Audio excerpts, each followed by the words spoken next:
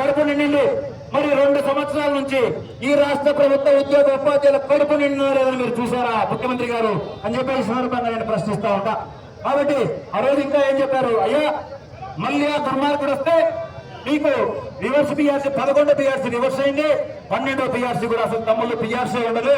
మనం వస్తే సకాలంలో పిఆర్సీ ఇస్తాం, ఆలస్యమయ్యే పరిస్థితి ఉంటే మంచి ఇంటీరియం రిలీఫ్ ఇస్తాం, అలాగే వేల కోట్ల రూపాయల పగ్గాలు ఉన్నాయి వాటికి రోడ్డు మ్యాప్ ప్రకటిస్తాం, ధరల పెరుగుదలకు అనుగుణంగా ఎప్పటికప్పుడు డిఏలను కూడా మేము ప్రకటిస్తామని చెప్పారు. మరి ఈ రోజు 5 డిఏలు, గత పిఆర్సీలో 5 డిఏలు మింగి 11 పిఆర్సీని చేశారు.